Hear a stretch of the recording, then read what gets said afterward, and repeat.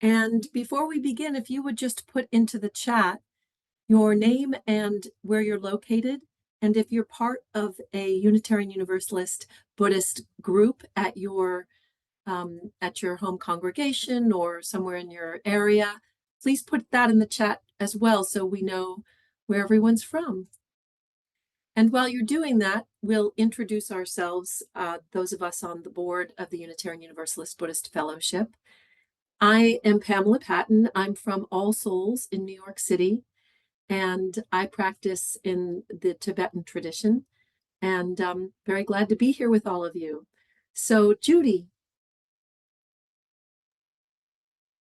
Yes, hi folks. I'm Judy Zimmerman, and I live outside of Hood River, Oregon, and I serve this board currently as its president, and I also practice in the Tibetan or Vajrayana tradition.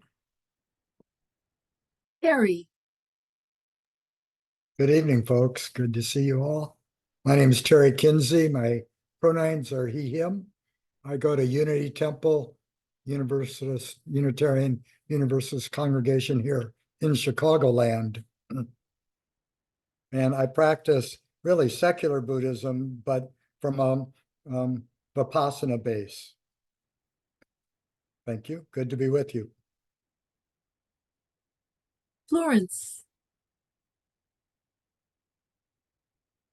I'm Florence Caplow. I'm in Central Illinois, Urbana, Illinois, and I am an independent Zen teacher and UU minister, and really happy to be here. Wayne.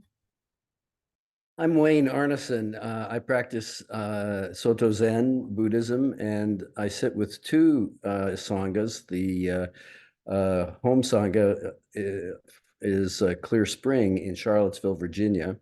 But while I'm living here in St. Paul, I'm enjoying sitting with the Unitarian Church Sangha.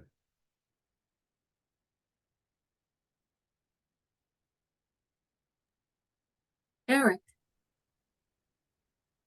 My name is Eric Moraine. I'm ordained in a Rinzai Zen lineage, and I practice with the Kintsugi Sangha in southeastern Wisconsin. We are attached to Lake Country Unitarian Universalist Church. And now Sam will introduce himself, and he's going to be leading us in the program this evening. So thank you all for coming, and we'll continue on. Sam, over to you. Thank you, Pamela. We had a good rehearsal yesterday, so hopefully everything will go smoothly. My name is Sam Trumbore, and I currently am not part of a UU Buddhist Fellowship group because I recently retired from the Albany UU congregation, and after 24 years, where we did have a sitting group that met on Sunday mornings. I'm delighted to be able to share with you. I'm coming out of the Vipassana tradition, and what I wanted to do before we get too far along in this presentation is to do a little experiment here with doing a poll, but doing it with the reactions button. So if you could look at your toolbar down at the bottom, you'll find there's that little guy with the plus sign above his head, the reactions fellow. And if you click on that, you'll see there are 6 official emojis. There used to be more, but they've decided that there are only going to be 6. And you'll find that there is a little thumbs up guy, and we're going to vote with the thumbs up guy. So we're going to do a practice that right now. So if you could click the thumbs up guy right now and see if what happens. Oh, I see. It looks like it's working for a lot of people. That's great. Excellent. So it's going to disappear. And what I'm going to ask you is I have a couple of questions about the thing I'm going to be talking about today. I'm going to be talking about the Insight Meditation Society, which is part of a group of Insight communities Spirit Rock is another one. There are insight meditation centers in different places. If you are aware of one of these places, if you could raise your reaction thumbs up, and Pamela's going to give us a count of how many she sees.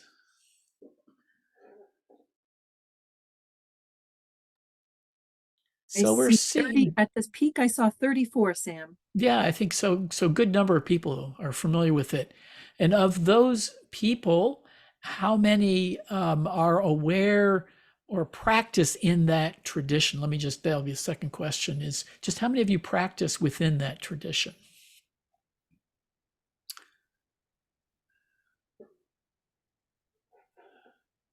All right, so you see about 11 or so, 12.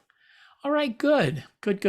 So some of this will be familiar to you, but I'm grateful that many of you haven't seen that, because you'll be learning a lot today. So what I'm going to do now is share my screen.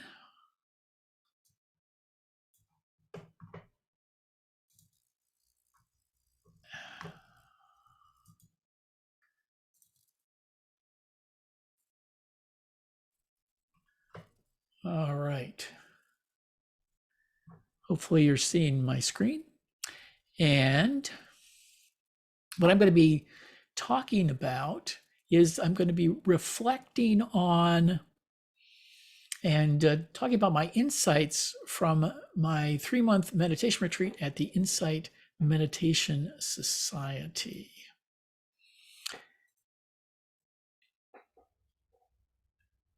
I've been practicing in the Insight tradition for about 40 years.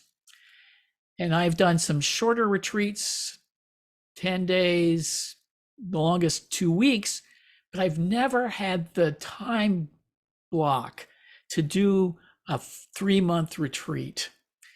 And nor have I had the money, because it's not an inexpensive proposition to do this retreat, because it's 3 months of it's 80 some days of retreat. But as I mentioned, I retired in June, and I thought, what a great transition into retirement to do this meditation retreat, sort of as a transition moment into whatever happens next with retirement. Well, it turned out that what I thought was a 12-week retreat was actually 2 6-week retreats that are back to back. The part 1 had 6 teachers. Part 2 had a different set of 6 teachers. Now, there was continuity between the 2 programs, but they had a different flavor and a different emphasis and different styles. So it was a little jarring right at October 24th, because about half of the people at the first part 1 retreat left, and 50 new people showed up for part 2. So it was a little disconcerting to have a whole bunch of new people around you that you haven't been sitting with for 6 weeks. But thankfully, most of the format remained the same. And I'm going to show you a picture now of what the grounds look like a little bit, what the front of the building looks like. This, the center was started back in the 70s by Joseph Goldstein, Jack Kornfield, and Sharon Salzberg, among a group of teachers who had studied in the East, in Asia, particularly in Myanmar and Thailand, and were authorized to teach here in the United States. And they needed a place. This Catholic seminary was for sale, and they jumped at the chance. It's been renovated a number of times. You can see the meditation hall on the right side of your screen, which is beautifully recently renovated. They have a large dining hall, big kitchen, There are also offices here for the Insight Meditation Society. The dorms, they can host up to about 100 people. And they have, through another renovation and an expansion, they have room so people can have an individual room. Now there's shared bathrooms, shared showers, but to have a single room with your own sink is a real delight. The grounds are spectacular here, beautiful sunsets in the evenings, just outside the front door here. The town that this is located near is in the middle of Massachusetts. Barre is located kind of in the center, and it's a very quiet setting. There's not a lot of activity, not a lot of industry in the area, mostly farming in this particular corner. There are trails around the property as well that are a nice way to get out and exercise. It's just like an ideal place to practice, I think. So let me go back here. What does the daily schedule look like? I thought I'd give you a little bit of an introduction to that here. This is Sam. Yeah. So we have people getting up at 5 a.m. for the wake-up bell. The first sitting is at 5:30, which is an hour sitting. Breakfast at 6:30. Then we have a work period. Part of the tradition, as many Buddhists do, is to have a yogi job that you do in that work period. And then we had a group sitting for everyone at 8:15 with instruction regularly. And then a chance to do walking and sitting practice till lunch. And you could sit in the group, or you could sit in your room, or you had flexibility about that. After lunch at noon, maybe a little rest, and then started up again at 1:30 with a sitting at 2. We had instruction in the Brahma Viharas, the loving kindness practices. That happened a couple times a week, and we're alternating with sitting. A light supper at 5, and then walking and sitting until the Dharma talk, an hour-long Dharma talk at 7:30. And then we ended the day with metta chanting at 9 o'clock. So the end of the formal program was 9:30, but you could continue doing optional practice if you wanted to. We had 5 precepts. I think these are pretty common in a lot of Buddhist retreats. To abstain from taking life, not taking what is not given. No sexual activity. Of course, false speech was an easy one if you are keeping silent, which we were doing, keeping no will silence, and avoiding intoxicants, because of the purpose of this is to be mindful, and you can't be mindful if you're intoxicated. There were optional 3 extra precepts you could take if you wished. You could avoid taking food at the wrong time, which was after lunch. The second 2 were fairly easy to avoid: dancing, music, going to shows, wearing ornaments and decorations. And tall, high sleeping places was easy to avoid in the beds that we are all in. The last slide I want to share with you is the practice that we were doing, which is the 4 foundations of mindfulness, or the word sati is the translation of mindfulness. That, and it comes from the Satipatthana Sutta. And those 4 foundations are working with body sensations, the feelings is the second, and that's not emotions. This is a very specific kind of feeling. It's the feeling of pleasant and unpleasant. And if it's not a feeling of pleasant or unpleasant, then that would be a neutral feeling, the absence of pleasant or unpleasant. And so all of the body sensations can be, or mental activity usually has a valence to it of pleasant or unpleasant that is built into our biology. That's what the Buddha wanted us to focus on, is to be attentive to that and be aware of it when it arises. Mental activity, the objects that appear in the mind, And then the fourth is the Dhammas, the core truths of Buddhism.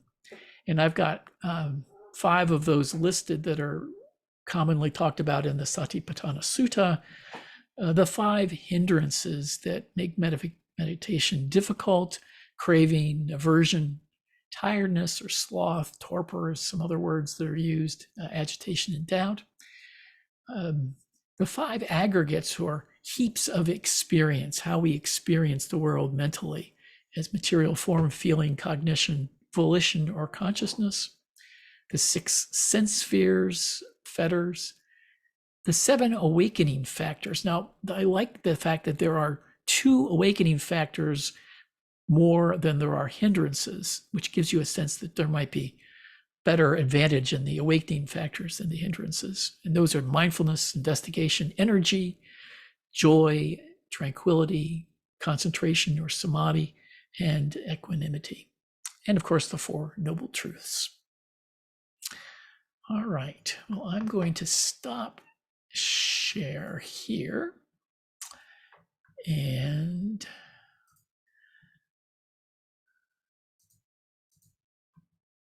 I have some notes here.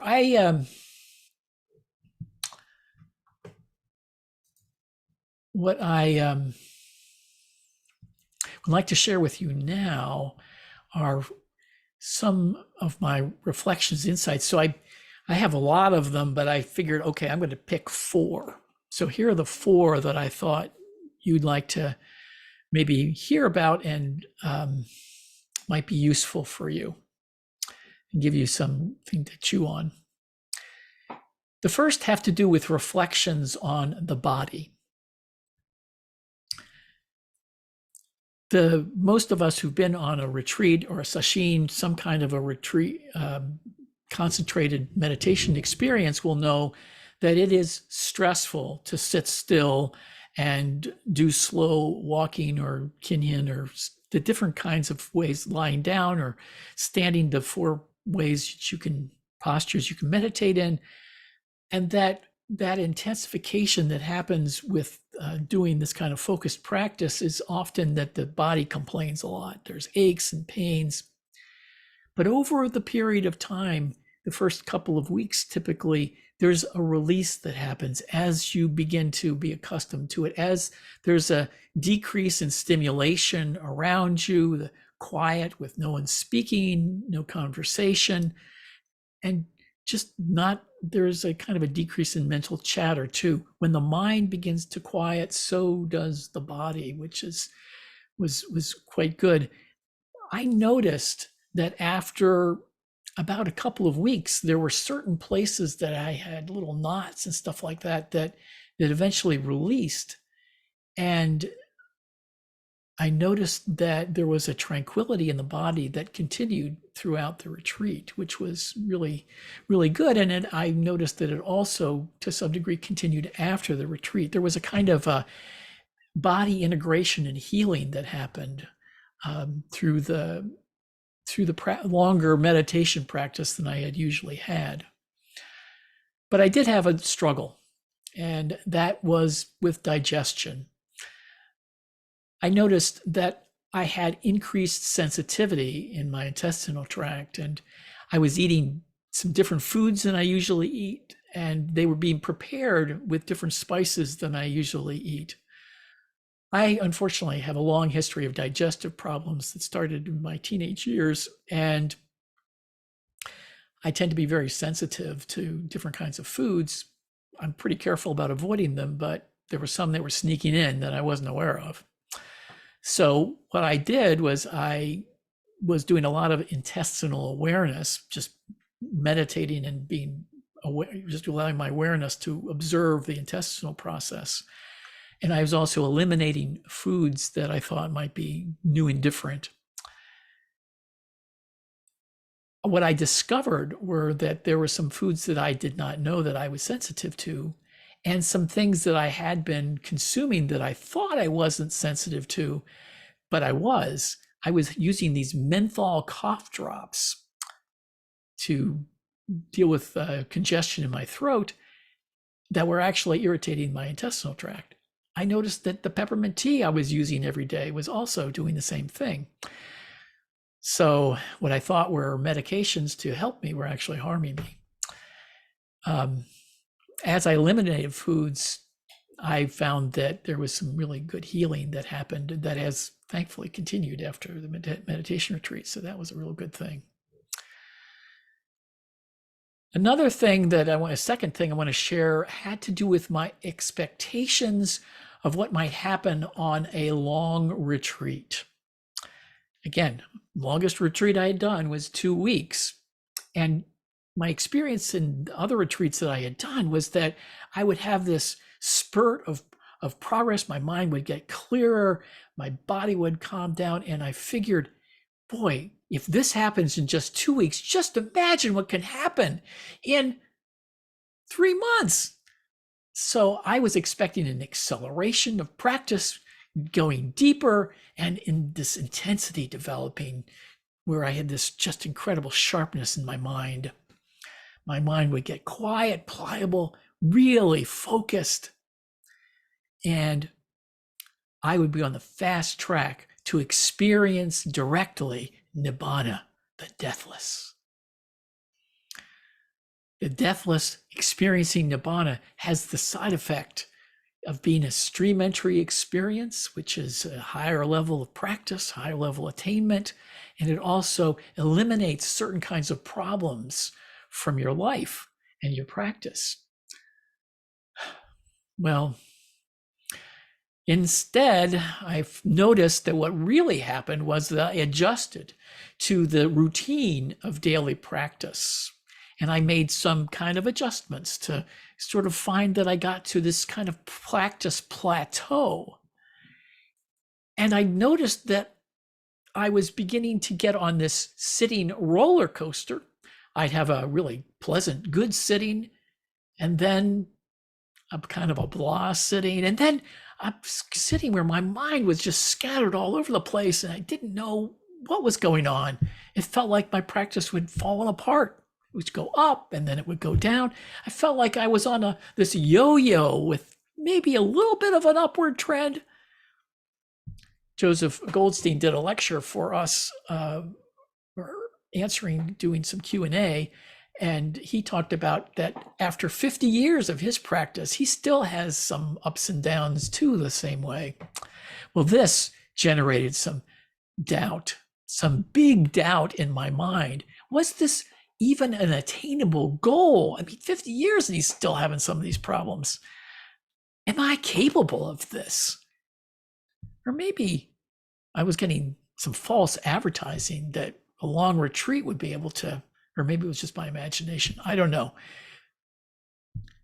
The problem with Nibbana and trying to think you can get there by having longer practice is that it's the experience of Nibbana in the way that it's talked about in the Theravada tradition, which is the Vipassana tradition which we're practicing in, is that Nibbana is outside of normal experience of space and time, because Nibbana is something that does not arise or pass away. It is what is present when that which arises and passes away is gone. It is something that we can experience, but it's beyond. And that because it's beyond this normal experience, there's no step-by-step path to get there. So instead of chasing Nibbana, I realized what I needed to do was work skillfully with each moment and to let go of trying to find a shortcut to make progress, to become wise in what they termed, and the teachers use this term a lot, what was onward leading to awakening and Nibbana. And when all else fails, to have faith, to have confidence in the Buddha, the Dhamma, and the Sangha to support me in my practice. The third insight that came to me that I really was very valuable was in a Dharma talk by one of the teachers, Jill Shepard, and it's actually on dharmaseed.org. You can maybe find it there. And she was extolling the virtues of cultivating calm, tranquility, joy, and peace in practice. And she was reminding us that the Buddha came to relieve suffering, not to make more of it for us, and that skillful practice should have these qualities in them. Well, that kind of rubbed me a little bit the wrong way, because I was kind of in that school of practice where if there's no pain, there's no gain. It's kind of the Protestant work ethic approach to mindfulness. More effort, the better. You earn your progress to awakening through effort. Well, unfortunately, this doesn't really line up well with the middle way of the Buddha, who's always looking for a way to find some balance. And we talked a little bit about the fact that it's very common for Westerners to really work too hard when they're practicing. They need to back off a little bit and to find some ease in their practice. This is especially true when you're doing samadhi or jhana practice. That's deeper levels of concentration, which actually requires less effort. It requires letting go to advance in that. It's kind of a little surprise about that I didn't realize about jhana practice until I tried to do some of it. So the actual truth about samadhi practice is it is very pleasant and is joyful and very enjoyable. Metta practice is also can be very pleasant and joyful as well. Even when you're doing practice for compassion practice, it's also can be when you're dealing with another person's suffering, you can also bring joy to that and holding the goodness in them.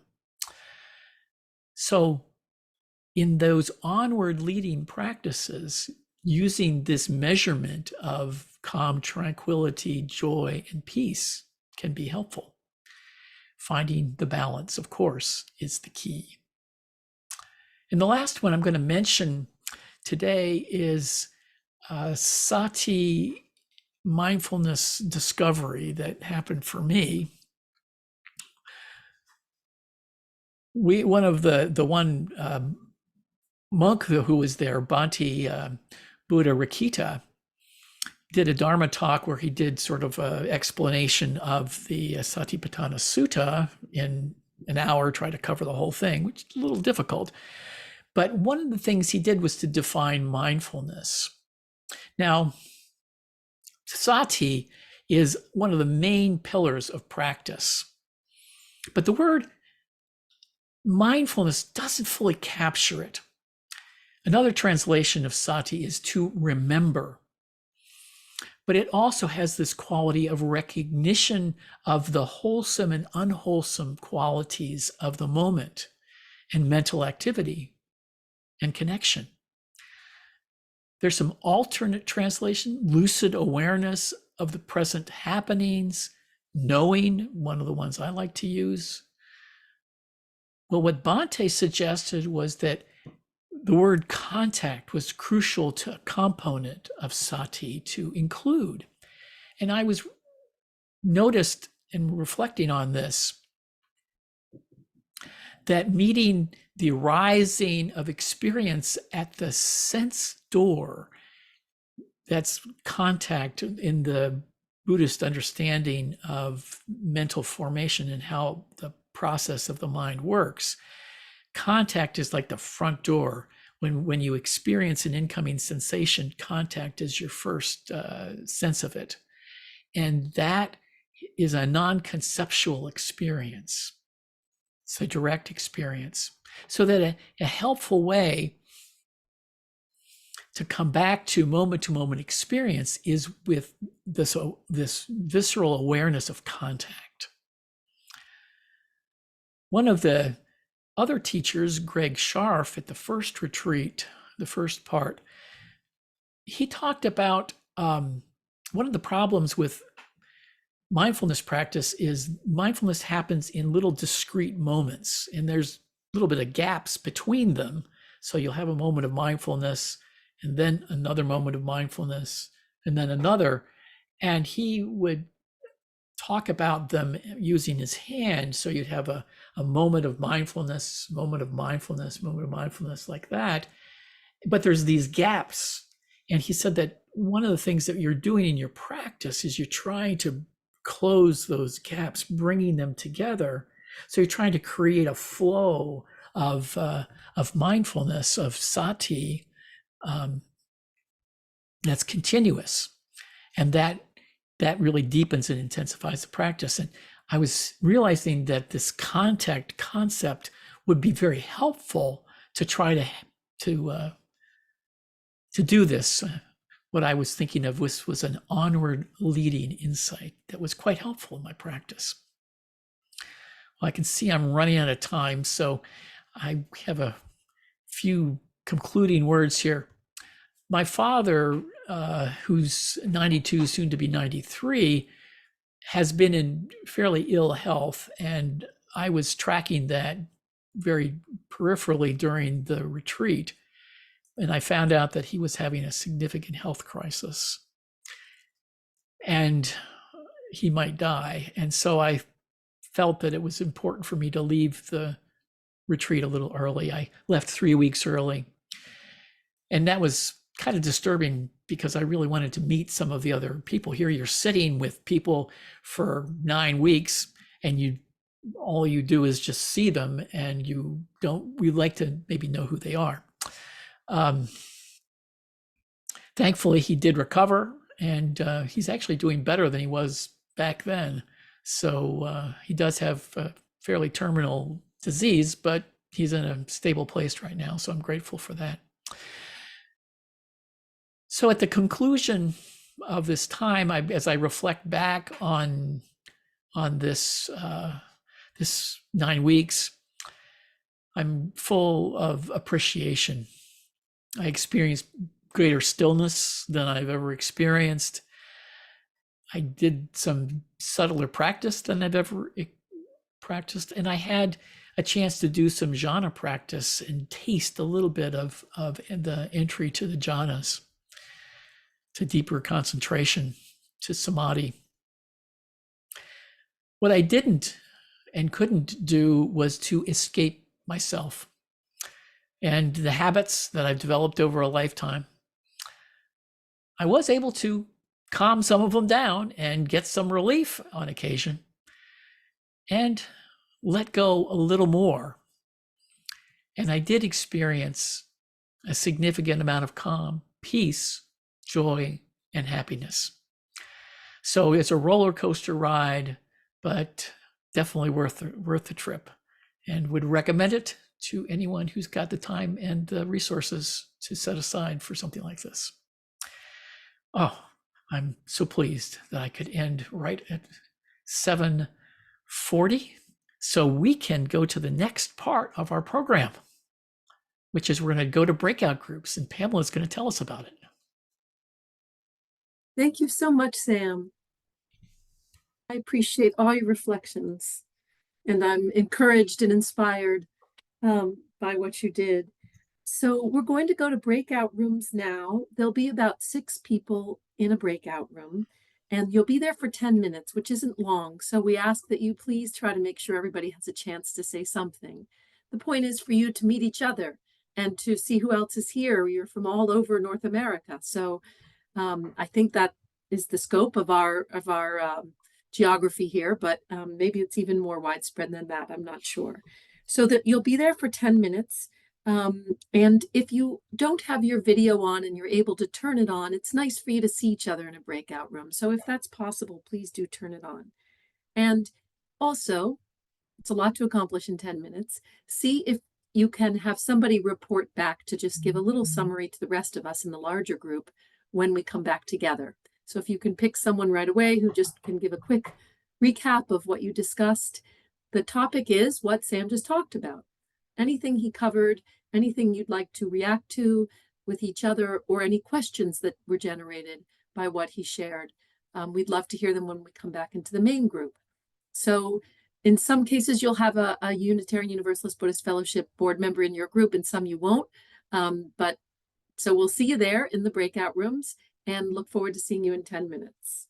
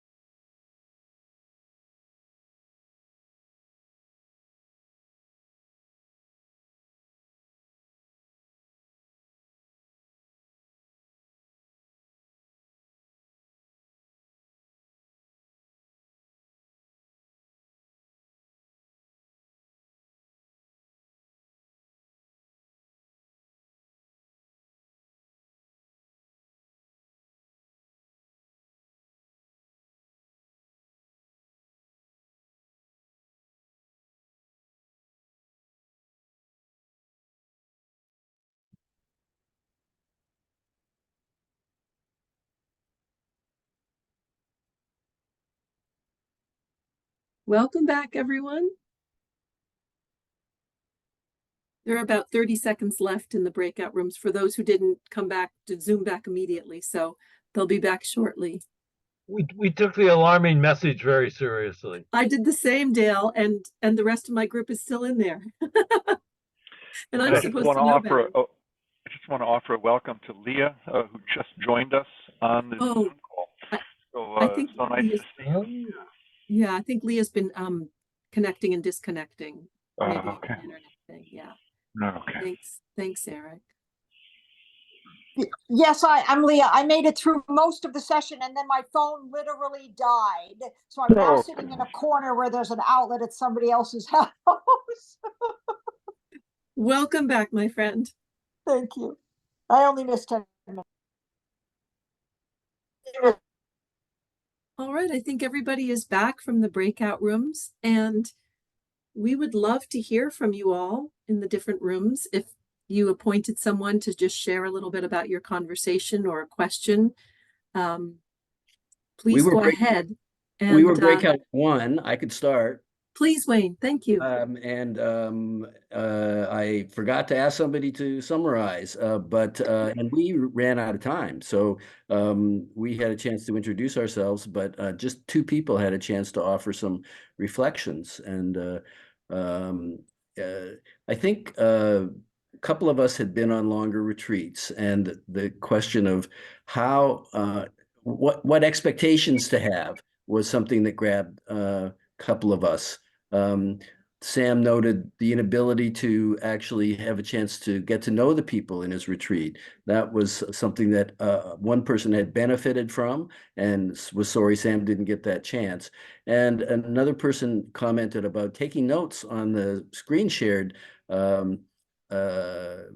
lists that Sam was putting up that were intriguing and looking forward to perhaps other opportunities for study based on those teachings from that part of the Buddhist tradition. But that's as far as we got, and I felt frustrated as a convener of the group that I didn't have more time. 10 minutes is pretty short. How about others?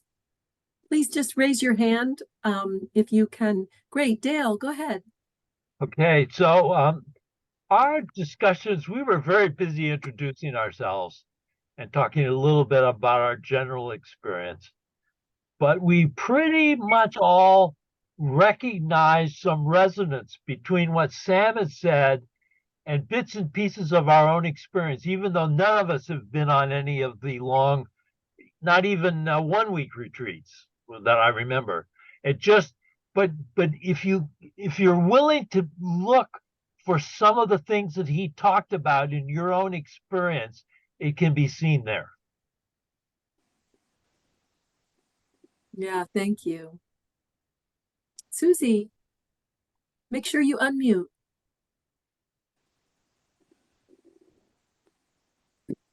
One of the things that came up in our group, we weren't organized to have a reporter and we didn't all talk, but an issue that came up that I want to put forth that I think is important is we felt all of us a need to talk more about the connection between UU and Buddhism and the traditions and how they interact or interrelate with each other and how we can gain from that.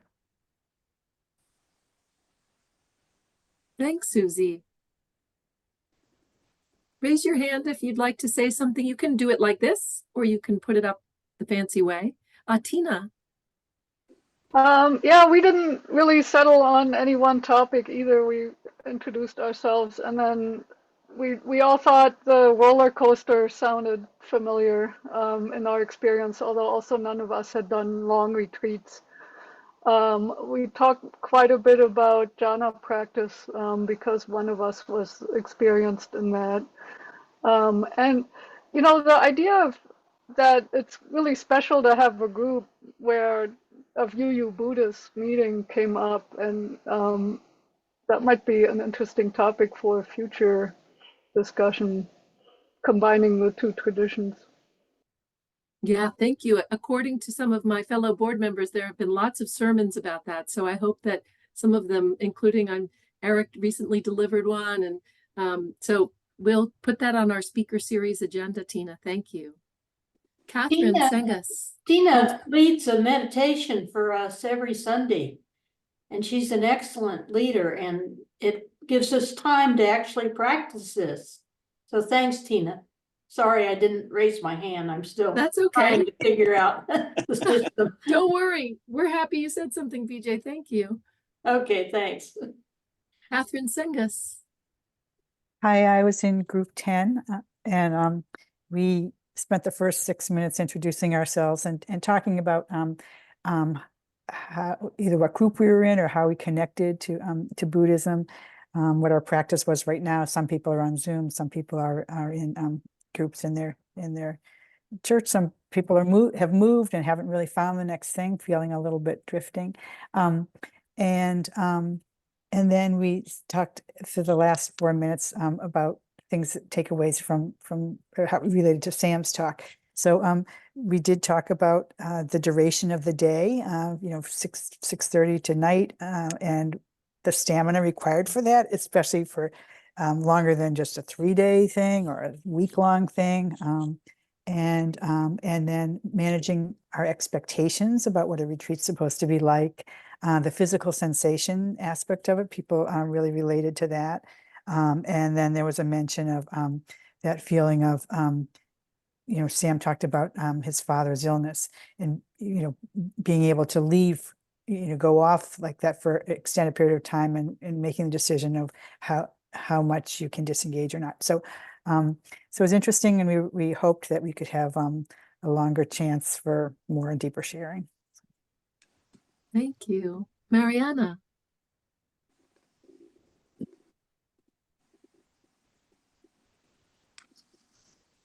I'll send you an ask to unmute. That might help. There you go. Okay. Yeah, I guess I saw it as an opportunity for us to introduce each other. So, but some people were reflecting on, their experience with retreats. I don't think we had anybody that had done a long retreat. One person commented that she had a hard time just with a 2-hour meeting, so she wondered how she'd do with the longer thing. I commented that I was excited after the convocation last spring at the idea of like having a UU centered sitting group, and my experience with the Insight Meditation Center in Redwood City. And there are some people sitting at my Mount Diablo UU church, but I haven't had the energy to like try and make it work better for me. So I guess that's, part of the challenge is you try to do the practice, but there is a certain amount of energy or time commitment. Anyway, I don't think I'm summarizing the others very well, but we were from all over the place. Well, thanks for speaking up. Terry, and I'll just add, Terry, when you were speaking, that somebody in my group was curious what you meant by secular Buddhism. So while you speak, maybe you could address that too. Okay, let me tell you about the group first. It was quite a wide range of discussion, a variety of things. One was interested in what the jhana practices might have been. There was a comment about it was really kind of cool to hear Sam's expectations and then his needing to move from the expectations to dealing with what was really happening in the now and away from the expectations to some extent. One person really thought an idea of a 3-month retreat was fantastic, but how could you ever build that into one's busy life? And thinking around that. One was familiar with Barre and as a Vipassana center and he felt it was moving much more secular and a little less metaphysical, and wondered if that was an accurate perception. Another was knew Sam and really started meditation at Sam's program in Annapolis, where were you, Sam? Wherever you were, just Albany, in Albany, yeah, not Annapolis, Albany. And that this gentleman is now involved with a mindfulness-based stress reduction program. And then let's see, someone who had gone to a 3-day retreat and didn't feel that the instructions were great and kind of took care of himself when he recognized he really needed to do self-compassion retreat primarily during that retreat, not what was being instruction. The secular Buddhist comment I made was really in relationship to my interest in the work of particularly Stephen Batchelor, who I've studied with primarily, but Winton Higgins and a number of other people who are interested in what Stephen would prefer to call secular Dharma instead of secular Buddhism. And so there's quite a little bit of talk around that with Winton Higgins and Stephen Batchelor in particular. Thank you for listening. Thanks, Terry. Catherine. Yes. Whoops. Yes. Unfortunately, some, including me, had a little bit of problems with our bandwidth, so I did get kicked off one time, so luckily it came back pretty fast. Some of the things that people were commenting on was that the length of time, like was said in previous, was remarkable to be able to take that much time for a retreat. And there was a lot of discussion about the 5-finger check, and there's going to probably be some people using that. And there was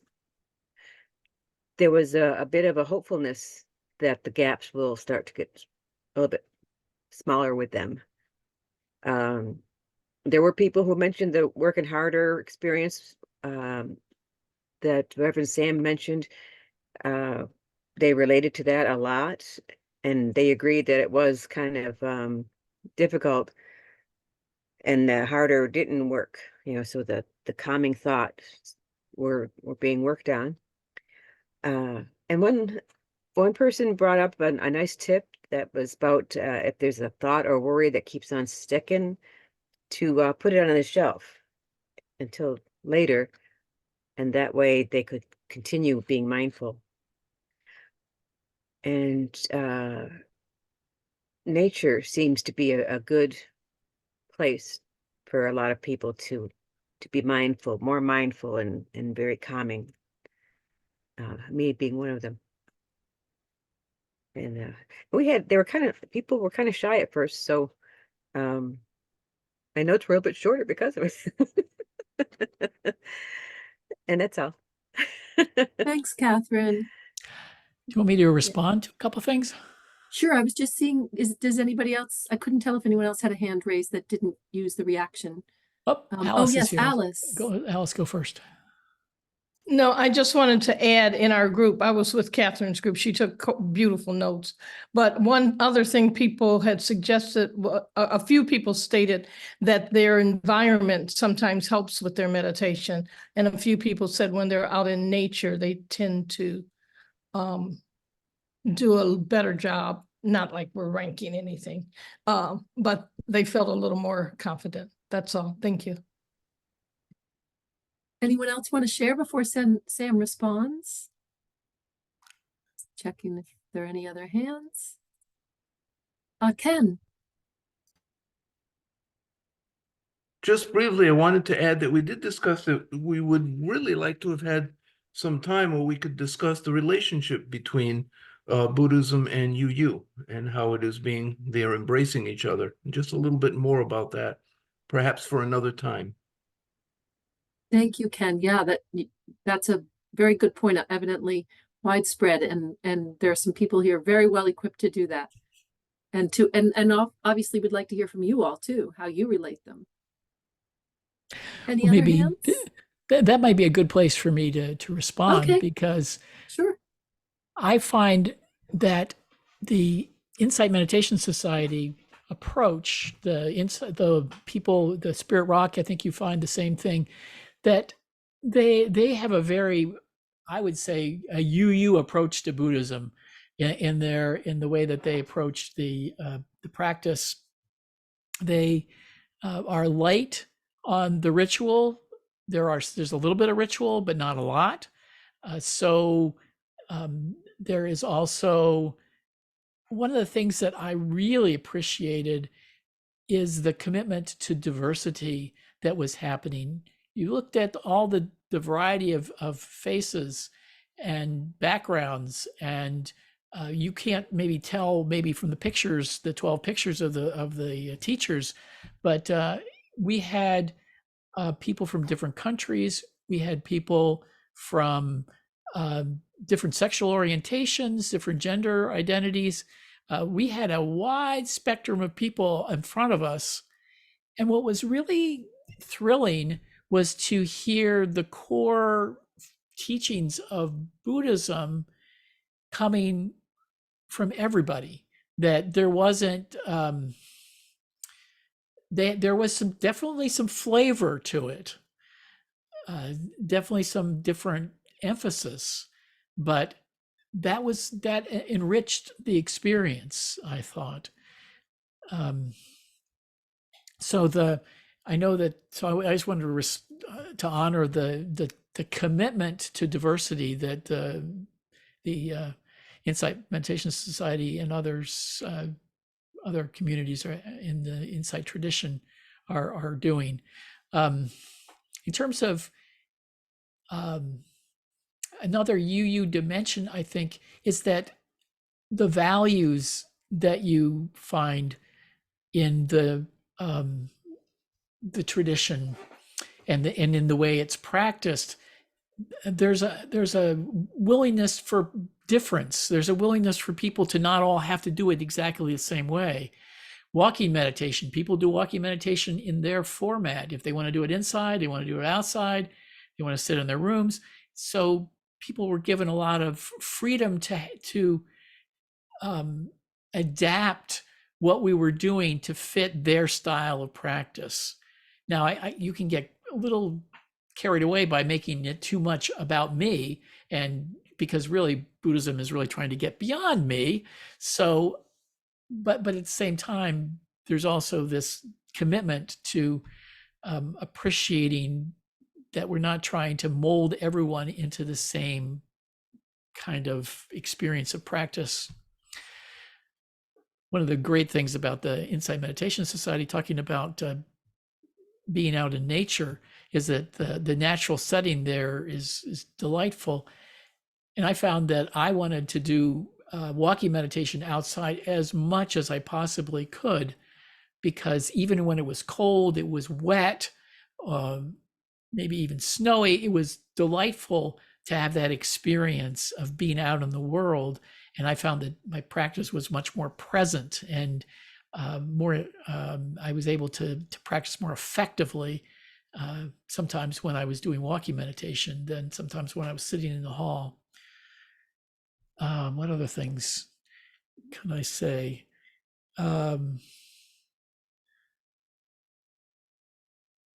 I think that's most of what I wanted to say.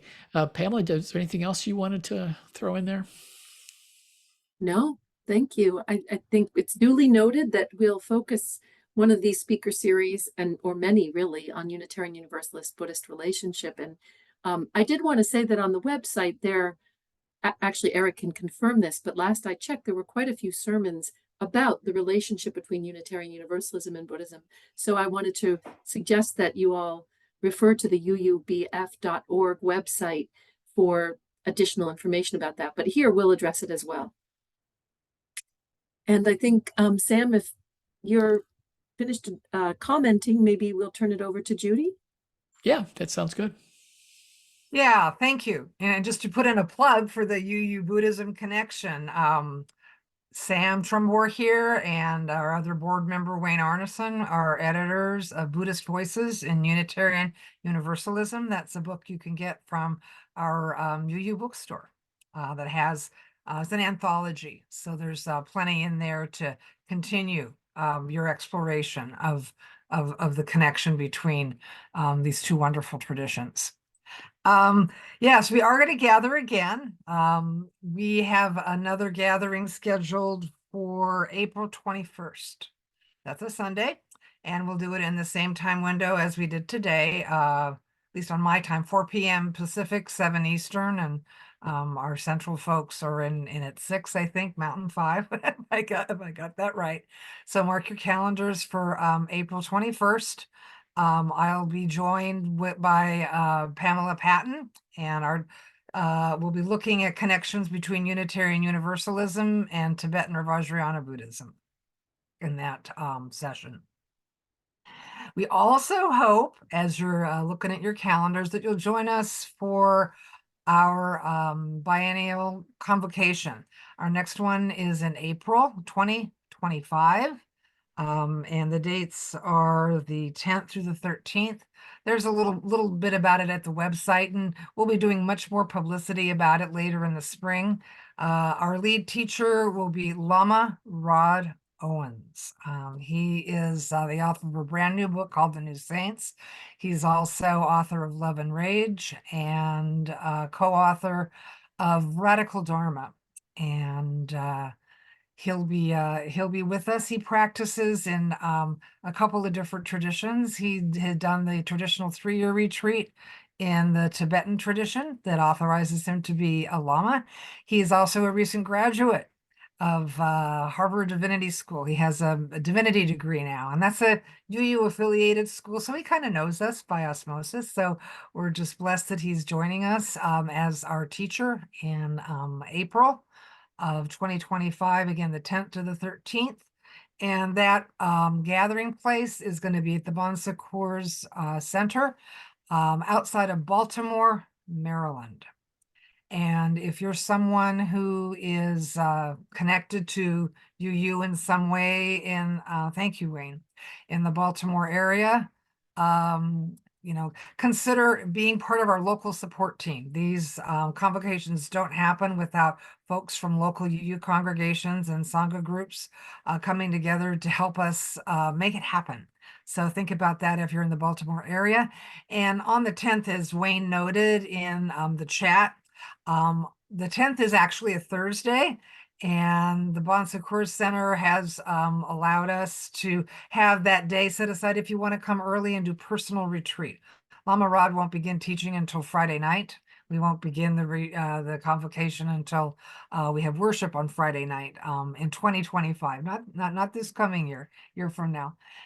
So set that aside, I hope, and we'll be talking much more about that as time gets closer. I'm really excited. I've done retreat with Lama Rod, and we're just I'm blessed to have him be with us then. You might also notice, yes, go to our website due to the magic and hard labors of Dick Swanson, who's hiding back there, our outgoing treasurer, and Eric Moraine, who's helping with tech today. We've are slowly revamping our website. There's many more things up there. I hope you'll go as we continue to have that website evolve and become more friendly to us in a lot of ways. You'll also note that we have a practice group tab up there. Please take a look at that if you're part of a practice group or sitting group. And if what we have listed doesn't fit what you know about your practice group, please follow the instructions there at that area and let us know. We get asked all the time about, is there a practice group in my area? Is there a UU congregation in my area that has Buddhist teaching or a sitting group? And so that's an important resource for folks who haven't really connected with us yet. So I hope you'll take a moment or two and look at that. You don't have to be a leader of a group to do that, just a member of a group, and then let us know if we need to make an adjustment. We also have, speaking of technology and the Dharma, we have a Facebook group that I know some of you are part of. I recognize your names from posting there. So if you're not part of that group, you just have to ask to join and answer a couple questions, like, what UU congregation are you connected with, that kind of thing. And our moderators will invite you in. And it's just a great place to people post announcements about what's going on in their own practice groups if they're connected with one, or other things that are happening in the larger UU and Buddhist world. Plus, just connect with one another. So please take advantage of that. We also have a Facebook page that is not interactive, but we post announcements at it. And that's another place where you can share what happens with UU Buddhist Fellowship with your friends and other people, the group, because it's a group, what stays in the group, kind of, you can't share things in there, but the page is really great for that. So we try to put up as much content there as we can, as the Dharma, like Unitarian Universalism, should be widely shared. Let's see here. What else is on my short list of things? Oh yeah, other opportunities to get more involved in what we're doing in the UU Buddhist Fellowship. You do know we've talked about Convo a lot. Apart from getting support from our sitting groups and UU congregations in the greater Baltimore, Maryland area, we have need for someone to serve as a registrar. And we don't expect you know how to be a registrar for a retreat or any kind of a gathering, but if you can work with a spreadsheet, do some email and talk on the phone, we'll guide you along in that process, but we do need someone to help with the registrations and things coming in for the convocation. So it's a great way to support the UU Buddhist Fellowship and get a leg or two up on what's happening with convocation. There's also an opportunity for someone to serve as a membership coordinator, where we're structuring a little bit how we're set up on the board. And we have need for a membership coordinator to keep track of lists, practice groups, it's one of these roles that you can define it as you think it needs to be done. We don't have a super clear vision of what we want, but again, these are positions and volunteer opportunities where us board folks will work with you and give you on-the-job training. I wouldn't be where I am in Unitarian Universalism. I'm a newly retired minister if it wasn't for on-the-job training that I got as I was first UU. So please give it a go. We'd love to see you and work with you and get to know you better. So you can reach out to any board member if you're interested in serving as membership coordinator or registrar, or just have other questions. And finally, before I turn things, before we wind down here, we are an independent group. Yes, we're affiliated with the Unitarian Universalist Association, but like all Buddhist groups, or many Buddhist groups, not all, we exist through the generosity of your support through Dana. Generosity is the first of the paths to perfection, the first step on the Bodhisattva path. So we would encourage you, as you feel so moved, to make an offering to support the work of the UU Buddhist Fellowship. And you can do that by going to our website, which thank you, Tina, for putting the website link up there. You'll see a donate link in the upper right-hand corner. We don't ask for membership anymore. That's another evolution in how our board is thinking about UU Buddhist Fellowship, but we hope you'll sponsor us through some a gift if you're able to give that gift. If not, sweat equity works really good too. It takes many people to make the UU Buddhist Fellowship run. Board members, are there other announcements that you need to make that or that need to be made that I haven't touched on? Raise up a hand and let's hear from you. Eric, yeah. I want to just put in my 2 cents worth for considering to help us out with some of our needs in terms of help at the board level. I recently joined the board after the most recent retreat because I saw Sam could use some help with some of the Zoom stuff during the retreat, and I ended up getting in way deeper than I knew I was signing up for. But I also discovered a really remarkable, such a caring group of people. The board is so kind and so tolerant and so friendly. I've never worked with as nice a group as I have with this, and I'm on several other boards. And I just have to say, if you're only partially competent, but you have motivation to be interested in becoming a little more competent, this is the group that you should consider being part of. I'm currently functioning as webmaster, sort of, and membership coordinator, sort of, and registrar, sort of, wearing a bunch of hats. Would be really awesome to have some help. And as Judy said, we have a variety of things that we're trying to broaden our scope in. One of our retiring board members, Richard Swanson, has size 28 shoes. They're very big to fill. He did so much for us for so many years. And we're having to split his role into like 4 or 5 different people because he was so engaged and so involved. It'd be really great if you were interested. This is a remarkable group to be part of. Thank you, Eric. Before we go to panelists, she has a hand up. Catherine Sengas, a former UU Buddhist Fellowship board member, is reminding us that you're Donna to the UU Buddhist Fellowship. If you're not already getting our UU Sangha, which is our newsletter we do a few times a year, that's one way to make sure that you get on the mailing list for that. So I hope you'll consider that. Pamela. I just wanted to add that if you are part of a group that has any online programming, that you'd welcome others here too, because I noticed a few people in the chat said, I don't really have a community with whom I'm practicing. And if you're all welcome to join All Souls, we have a lot going on there. We're about to start a cognitively based compassion training course out of Emory, where we do MBSR, we do daily sit, but so do many other groups. So I'll put our website in the chat, but I really want to encourage all of you to do that. I know at Unity they have a lot going on online, and as far as I know, we all welcome at all times new people and encourage you to join us. So please go ahead and put in the chat if there's any place else that you'd like to let others know about. All right. And Terry, you had a hand up. No, I was just gonna, Unity Temple's Mindful Reflection Community meets online every morning at 8:25 Central Time till 9 o'clock, 7 days a week, and on Tuesday evening, virtually and in person.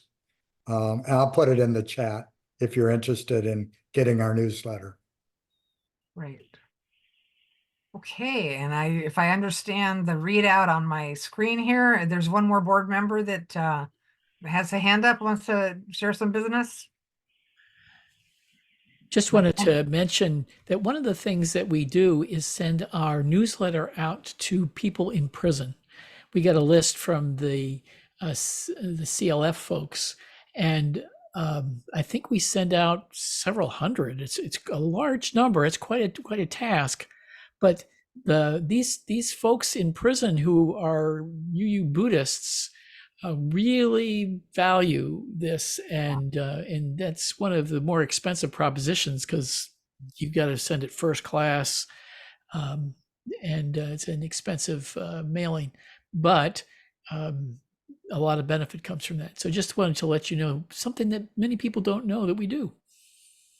Thank you, Sam. And I'm glad you're mentioning that, because if you are an incarcerated Unitarian Universalist, your email access, your internet access is severely restricted. So you can't go online to find things. So getting a hard copy of religious materials it's an important lifeline. And it's a ministry I'm so glad that we work on in conjunction with the Church of the Larger Fellowship. Well, let us just take a moment now as we draw to a close to come to center, to the silence and warmth of our hearts.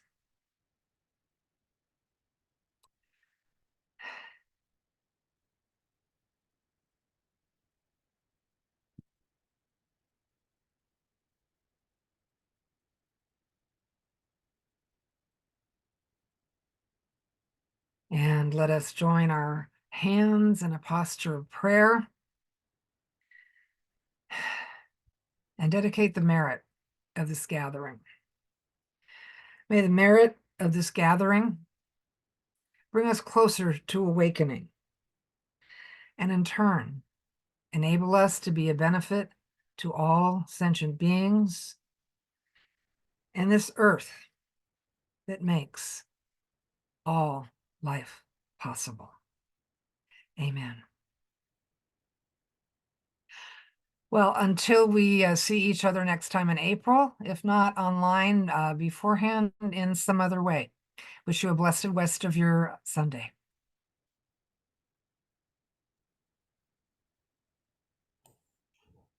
Goodbye, everyone. Bye-bye all.